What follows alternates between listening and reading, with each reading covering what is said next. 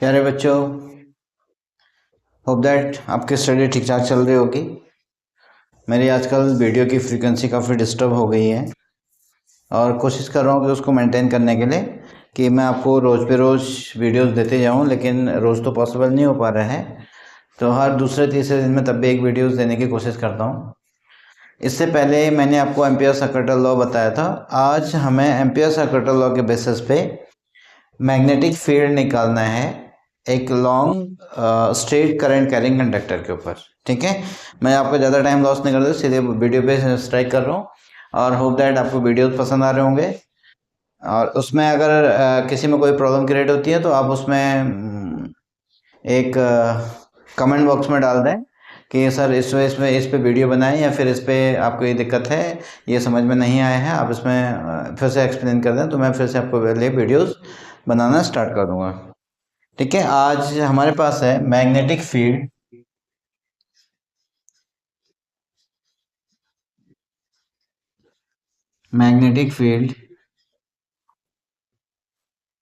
Due to long straight current carrying conductor, due to long straight current carrying conductor, current carrying conductor.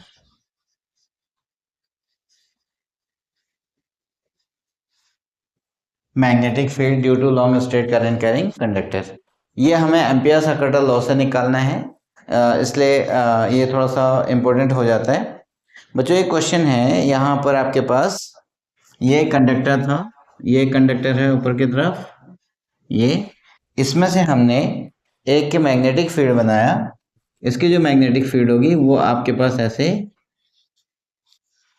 इसकी तरफ जाएगी, ये magnetic field है।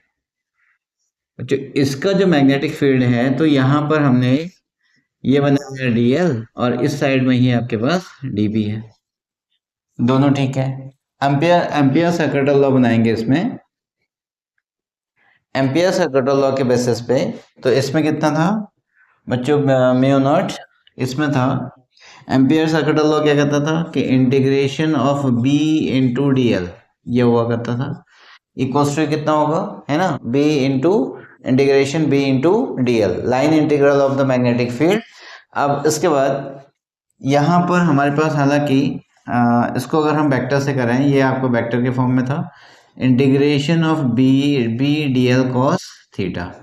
अब यहाँ पे क्या है, theta equals to 0 degree, theta किस किस के बीच में, डी एल और डी बी के बीच का जो एंगल होगा वो कितना होगा, 0 डिग्री। तो अभी कितना बचेगा, तो this imply that integral B into D L और equals to B D L cos 0, cos 0 की वैल्यू बच्चों 1 होती है, तो बचेगा b into D L into D L. अगर मैं इसको सॉल्व करूं कि पूरी लेंथ की वो कितनी होगी, यहाँ से यहाँ तक अगर आपके पास r है तो b इंटू 2πr, तो ये बचेगा integration of b into D L. जो एक कंडीशन तो ये आ गई है ना, बाय प्रूविंग से।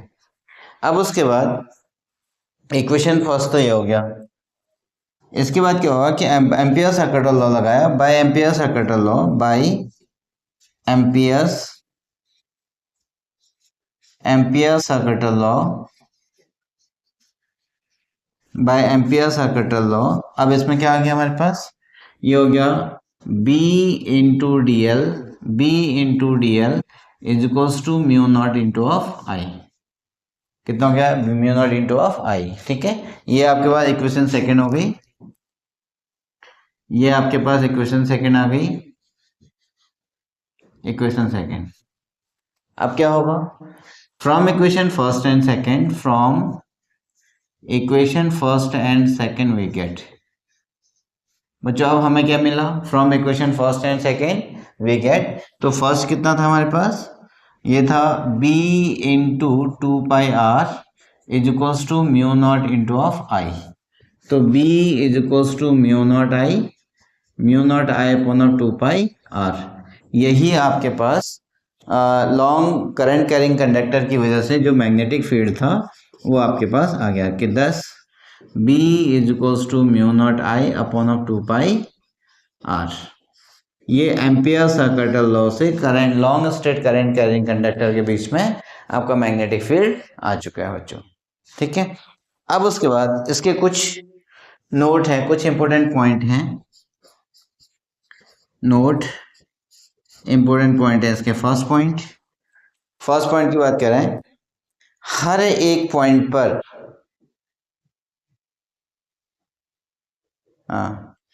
The field at every point on the circle, the field at every point on a circle, the field at every point on a circle of radius r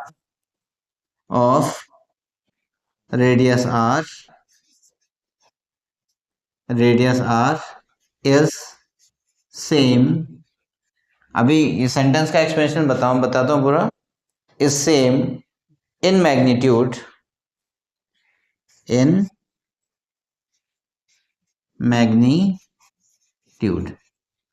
ये कहना चाह रहे हैं बच्चों। इसमें देखिए म्यू नॉट आपका कांस्टेंट है, म्यू नॉट क्या है, कांस्टेंट है। और आई भी करंट हमने कांस्टेंट कर दी, करंट को हमने डिस्टर्ब नहीं किया। 2 पाई कांस्टेंट है और ये क्या बचेगा, आर। तो अब ये मैग्नेटिक फील्ड अगर आर भी कांस्टेंट है तो मैग्नेटिक फील्ड हमारे पास क्या होगा, हमेशा सेम होगा। उस सर्कल पे कहीं पे भी जो है सर्कल बन रहा है, किसी भी पॉइंट पे, चाहे इस पॉइंट पे, चाहे इस पॉइंट पे, चाहे इस पॉइंट पे, चाहे इस पॉइंट पे, किसी भी पॉइंट पर इसकी रेडियस हमेशा क्या होगी, सेम होगी, दैट इज इक्वल होगी। ठीक है, होप दैट ये समझ में आएगा। इसके हर एक पॉइंट पे इसकी रेडियस क्या होगा, इसकी रेडियस पे हर एक पॉइंट पे अगर करंट कांस्टेंट है तो आपके पास मैग्नेटिक फील्ड भी हमेशा क्या होगा, कांस्टेंट होगा। ठीक है, अब उसके बाद इस पे हर एक पॉइंट पे, सेकंड पॉइंट है इसका, the direction of magnetic field, the direction of magnetic field, the direction of magnetic field is always tangential to magnetic field at any point is, at any point is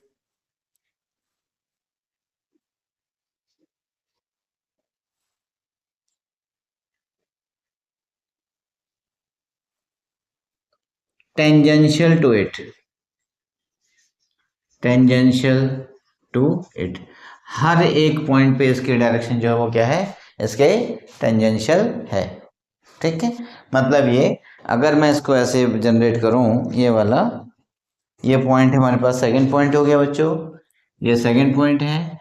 इसका कहने का मतलब यह है, अगर ये मैं एक सर्कल बनाऊं इसको ऐसे, ये एक मैं सर्कल बना रहा हूं, इस पॉइंट पे मैग्नेटिक फील्ड की डायरेक्शन इधर, और इस पॉइंट पे मैग्नेटिक फील्ड की डायरेक्शन इधर, और इस पॉइंट पे मैग्नेटिक फील्ड की डायरेक्शन इधर, और इस पॉइंट पे मैग्नेटिक फील्ड की डायरेक्शन इधर, और इस पॉइंट पे मैग्नेटिक फील्ड की डायरेक्शन की इधर। हर एक पॉइंट पे उसके टेंजेंशियली होगा। ठीक है, ये दूसरा पॉइंट कहना चाह रहे हैं।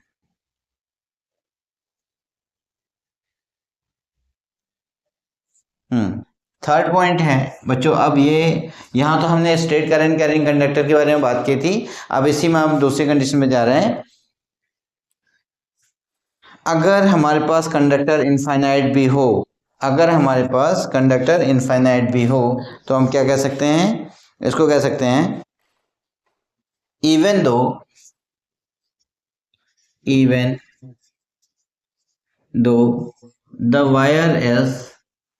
The wire is infinite.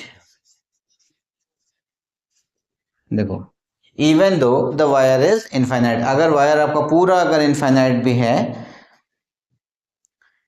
The field due to the field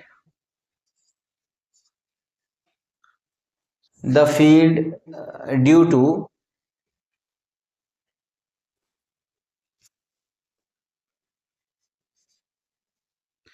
the field due to, ठीक है, किसकी वजह से, ड्यू टू इट, फिर से, even though a wire is infinite, a wire is infinite, the field is due to it, उस infinite wire की वजह से जो फील्ड होगा, उस इनफाइनाइट फील्ड की वजह से जो फील्ड होगा वो आपके पास कहाँ पर, at non zero distance, at non zero distance, कहाँ पे होगा, नॉन जीरो डिस्टेंस पे, मतलब उसको वायर के जस्ट वायर पे नहीं होना चाहिए, उसको जस्ट वायर पे नहीं होना चाहिए। फिर से, even though the wire is infinite, wire काफ़ी लंबा है, और the field due to it, उसकी वजह से जो फील्ड होगा वो भी कहाँ, नॉन जीरो डिस्टेंस के ऊपर, वो वायर के ऊपर नहीं होना चाहिए, वायर के ऊपर नहीं होना चाहिए, is not finite, is not finite. अब यहां पे देखिए इस सेंटेंस का मतलब देखो, is not, sorry, is not finite नहीं हो, इज नॉट इनफाइनाइट, इनफाइनाइट, इसकी वजह से, इनफाइनाइटली करंट करिंग कंडक्टर की वजह से कहीं पर भी इसका फील्ड क्या, इनफाइनाइट नहीं होगा। मतलब क्या, कंडक्टर इनफाइनाइट है, अभी हमने ये कहा था आई बी एल साइन थीटा, ये तो बोला था ना, आई बी एल साइन थीटा, अगर आपकी लेंथ बढ़ रही है तो उसके बाद मैग्नेटिक फील्ड भी क्या होगा, इनफाइनाइट होगा। लेकिन अब यहाँ पे क्या कर रहे हैं, कंडक्टर की लेंथ तो इनफाइनाइट है, लेकिन मैग्नेटिक फील्ड कभी भी इनफाइनाइट नहीं आएगा, तो इसलिए कह रहे हैं कि at a non zero distance, कब, लेकिन अगर वो ठीक वायर पे होगा तो इनफाइनाइट आ जाएगा।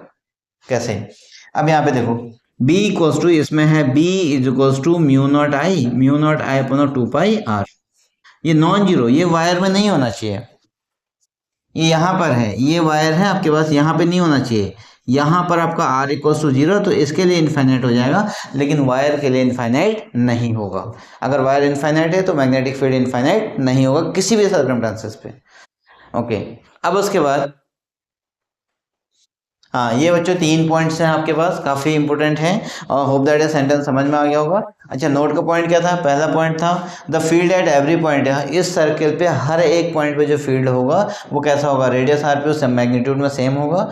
दूसरी कंडीशन थी, इस मैग्नेटिक फील्ड क्योंकि एक वेक्टर क्वांटिटी है तो उसकी डायरेक्शन हर एक पॉइंट पे उस सर्कल के ऊपर कैसा होगा, टेंजेंशियल होगा।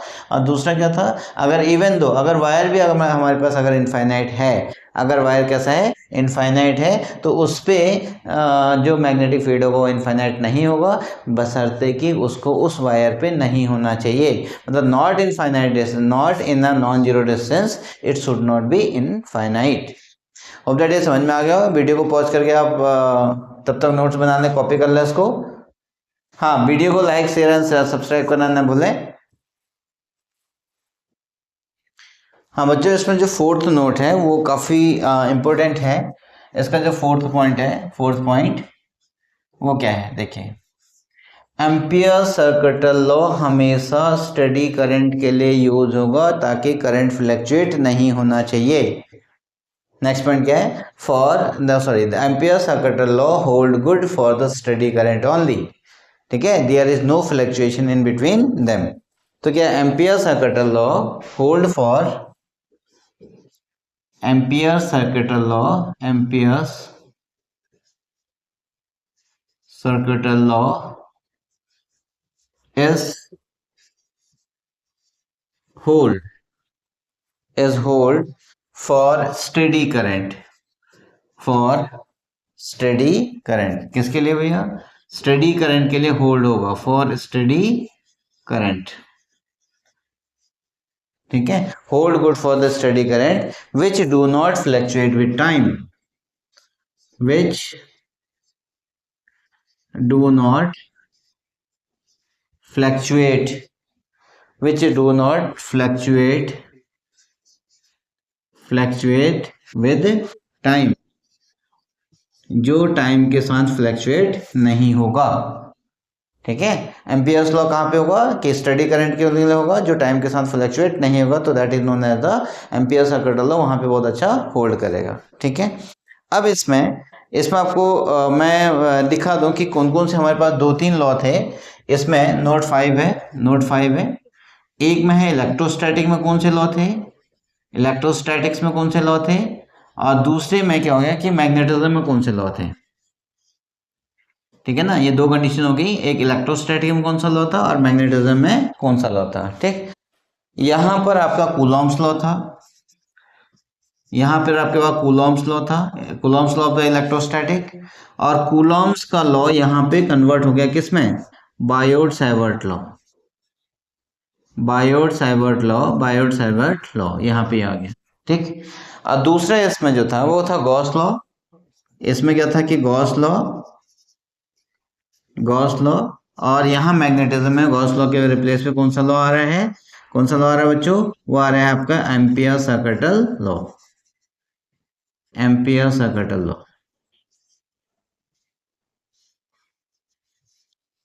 Ampere circuital law. ठीक है, इलेक्ट्रोस्टैटिक में कूलॉम्स लॉ, तो मैग्नेटिज्म में बायोट सावर्ट लॉ, इलेक्ट्रोस्टैटिक में गॉस लॉ, तो मैग्नेटिज्म में कौन सा, एम्पियर सर्किटल लॉ। दोनों दोनों आपके क्या हैं, इक्विवेलेंट हैं। ठीक है, दोनों क्या हैं आपके पास, इक्विवेलेंट है। ठीक बच्चों, होप दैट इतना आपको समझ में आया होगा। इसको भी कॉपी कर लें, फिर मैं नेक्स्ट टॉपिक पे चलता हूँ, क्योंकि उसके लिए थोड़ा सा स्पेस चाहिए मुझे, पूरा इसको रब करना पड़ेगा। हाँ, बस 1 मिनट 1 सेकंड निकाल करके आप चैनल को लाइक शेयर एंड सब्सक्राइब भी जरूर करें, ताकि मेरा हौसला बढ़ता रहे और आपके लिए वीडियो बनते रहेंगे।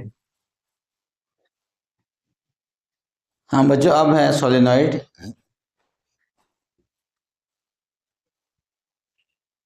एंड नेक्स्ट टॉपिक है हमारे पास सोलेनॉइड।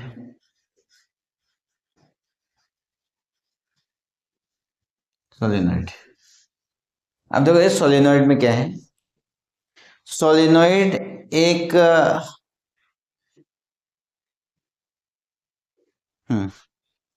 इसको अगर डिफाइन करो, सोलेनॉइड एक इलेक्ट्रोमैग्नेटिक है, एन इलेक्ट्रोमैग्नेट दैट,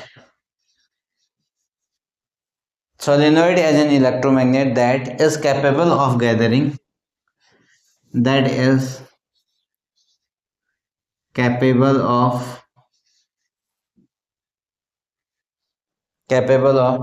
gathering, मतलब इकट्ठा करना, a controlled magnetic field, a controlled magnetic field, an electromagnet that is capable of gathering controlled magnetic field। जो अब यहाँ पे देखो, अगर मैं इसको ऐसी बात करूं, और या फिर हम इसको, चलो मैं पहले इसके सारे डेफिनेशन लिख लेता हूँ, फिर इसके बाद फिर इसको बताता हूँ कि क्या क्या हो सकता है इसमें, उसके बाद मैं इसको एक्सप्लेन कर दूंगा। यहाँ पर है electromagnetic an electromagnetic device,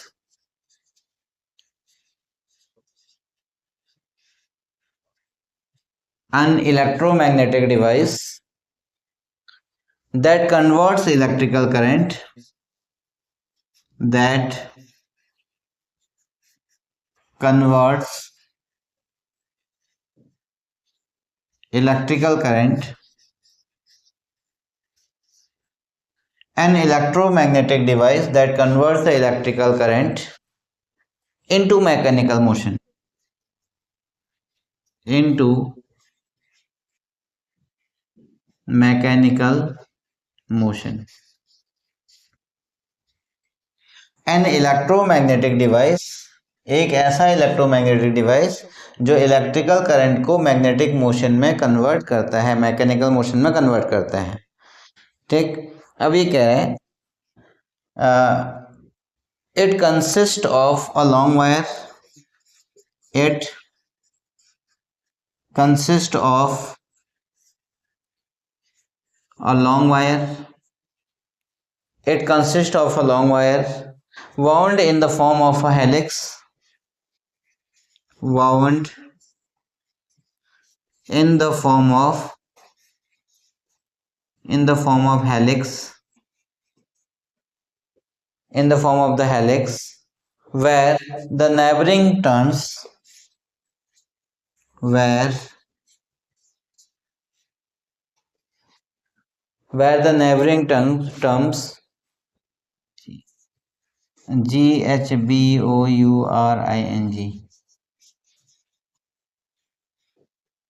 neighboring terms are closely spaced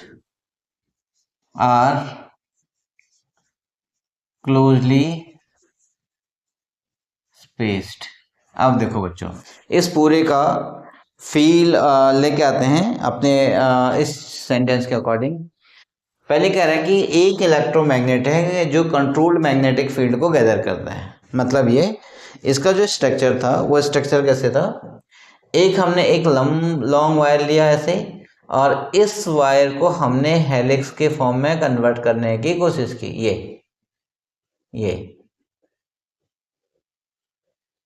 ये हो गया। यहां से मैं इसमें करंट को फॉलो कराऊंगा, यहां से करंट को क्या करूंगा, फॉलो करूंगा। अब बच्चों ये वाला पार्ट जो है, इसमें से करंट ऊपर गई और ये इसमें से ये वाले एंड से नीचे और इस वाले एंड में ऊपर, इसमें से नीचे इसमें ऊपर, इसमें नीचे और इसमें ऊपर, इसमें नीचे इसमें ऊपर, इसमें नीचे इसमें ऊपर, ये है ना ये वाला पोर्शन। और यहां से अब ये क्या कहना चाह रहे हैं, देखो एक ऐसा इलेक्ट्रोमैग्नेटिक डिवाइस है, एक ऐसा इलेक्ट्रोमैग्नेट है जो that is capable of the gathering a control magnetic field, जो क्या करता है कि एक कंट्रोल जितना हम चाहेंगे उतना ही मैग्नेटिक फील्ड को जनरेट करा सकता है और उसको जनरेट कराने में कैपेबल है।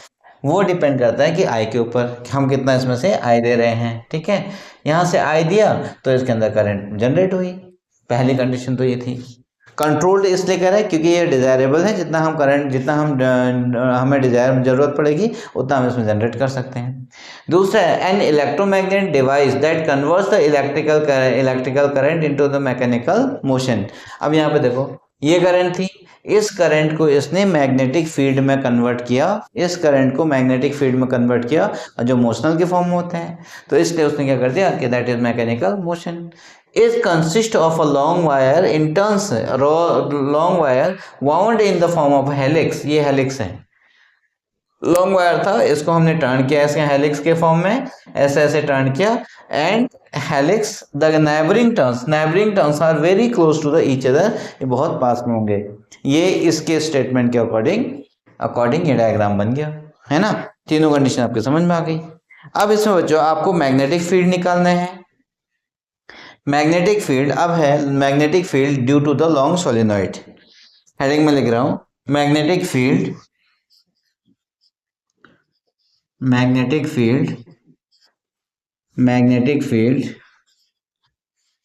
Due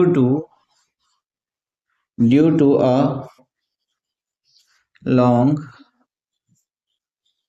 solenoid, magnetic field due to a long solenoid. ठीक है बच्चों, ये आपके पास अब नया टॉपिक आ गया। ये आई थिंक सो इसका लास्ट टॉपिक है। इसके बाद फिर मैंने इस चैप्टर को नेक्स्ट पार्ट में डिवाइड कर रखा है, जिसमें हम मोशन के रिगार्डिंग में फोर्स ऑन द चार्ज करेंगे, और उसके बाद फिर टॉर्क का है, फिर उसके बाद एक आध दो लेक्चर में फिर ये भी खत्म हो जाएगा। फिर उसके बाद हम 5th चैप्टर की तरफ मूव कर जाएंगे। ठीक है, अब इसमें देखिए, इसमें हमने एक सिंगल टर्न की बात कर रखी है, तो इसमें से करंट एक में इनवर्ड है और करंट में आउटवर्ड है। मैं बात कर रहा हूँ कि यहाँ पर ये करंट आपके पास इनवर्ड है, ये इनवर्ड है, ये इनवर्ड करंट को ऐसे दिखाते हैं, ये ऐसे हो गया, और यहाँ पे ऐसे बचा, ये इनवर्ड हो गया, ये इनवर्ड हो गया। ठीक है, दो लाइन में इनवर्ड की बना रहा हूँ। फिर उसके बाद ये आपके आउटवर्ड भी आएगा, ये आपका कहाँ आएगा, आउटवर्ड भी आएगा। आउटवर्ड के लिए हमने इसको क्या कर दिया, ये डॉटेड, ये डॉटेड, ये डॉटेड, ये डॉटेड, ये डॉटेड और ये डॉटेड और ये डॉटेड।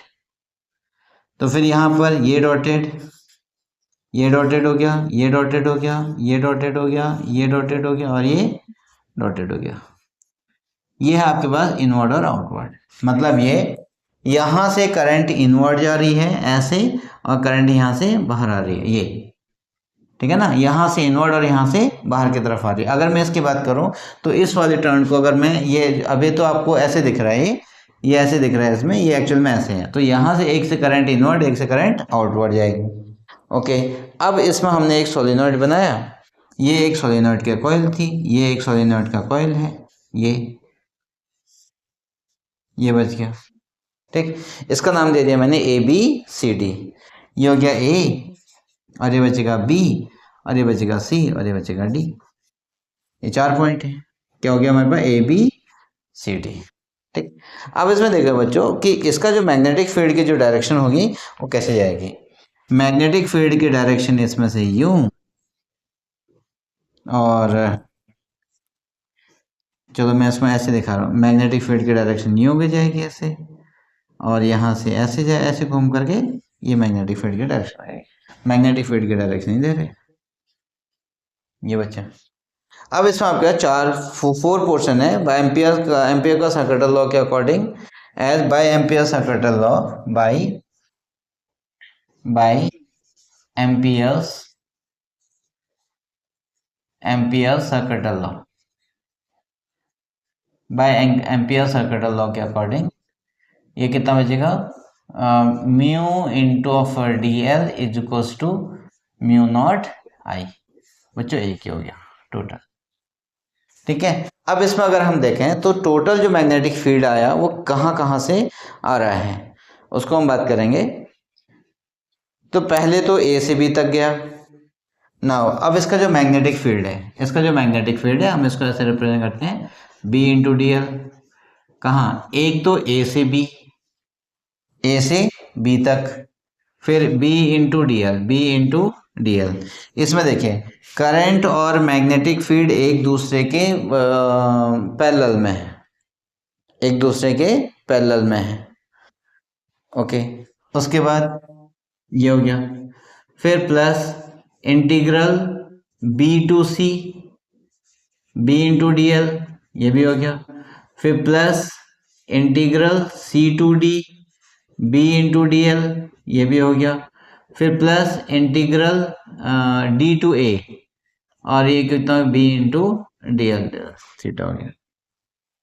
ठीक, अब इसमें देखा जाए तो जो डी एल और बी के बीच में जो डायरेक्शन है ना हमारे पास, वो ये तो दोनों पैरेलल है, ये परपेंडिकुलर है, ये आउटसाइड है, तो ये 0 हो गया।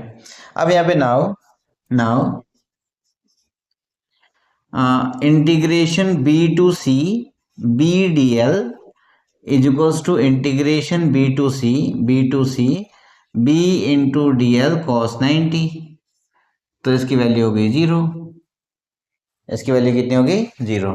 और integration D to A B into D L भी कितना हो गया, इंटीग्रेशन डी टू ए और यानी बी डी एल कॉस 90, भैया ये भी 0 हो गया। ठीक है, और integral C to D B D L हो गया कितना 0, क्योंकि ये हो गया आउटसाइड है, ये आपका कितना बच गया टोटल 0 हो गया।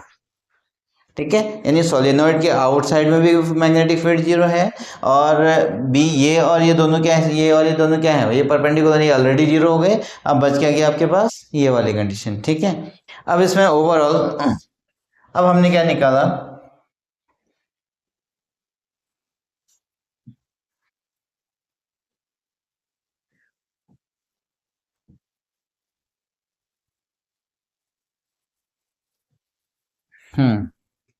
अब इसमें क्या फाइंड आउट किया, b इंटू डी एल।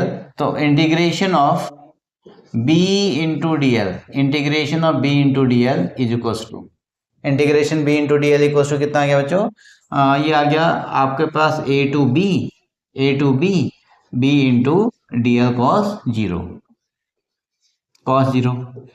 की वैल्यू 1, तो b बाहर आ गया, इंटीग्रेशन a टू b, और ये हो गया डी एल, और ये हो गया b इंटू इंटीग्रेशन b, इसका इंटीग्रेशन में हटा दो तो यहाँ पे कितना हो जाएगा, दैट इज l और b अपॉन ऑफ a, और तो ये हो गया, नहीं इसकी लेंथ टोटल l है, तो ये कितना बचेगा आपके पास, ये बचेगा l। अब तो हो गया, एक कंडीशन तो हमारे पास ये हो गया कि counter integral of b into of D L और इज इक्वल्स टू बचेगा b l। ये आपके पास हो गया इक्वेशन सेकेंड। अब from equation first and second,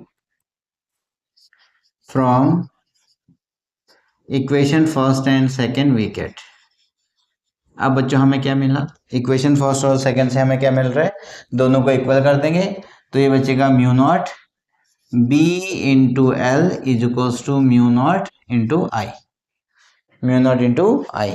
ठीक है, तो अब इसमें से b निकाल देंगे तो कितना हो गया, b is equals to mu not I upon of L. अब आपके पास मैग्नेटिक फील्ड आ चुका है, ये वाला। ठीक, ये किसमें हो गया, magnetic field. If it is having the n turns, suppose that if it is having n turns, it is having n turns, अगर यहाँ पे क्या हो रहा है, आपके पास n टर्न्स मिल रहे हैं, तो अब ये कितना बचेगा, b is equals to mu not N I mu naught upon of L. अब इसको भी अगर मैं हटा दूं तो n अपॉन ऑफ एल क्या होता है हमारे पास, ये आता है, so b is equals to mu not N I. बच्चों क्या बच गया, b equals to mu not N I. तो यहाँ पे n क्या है, n equals to number of turns per unit length equals to number of turns per unit length. Hope that ये आपको समझ में आया होगा, क्या, number of turns per unit length. और यही आपके पास क्या है, magnetic field inside the solenoid. So this is the magnetic field, this is the magnetic field inside the solenoid।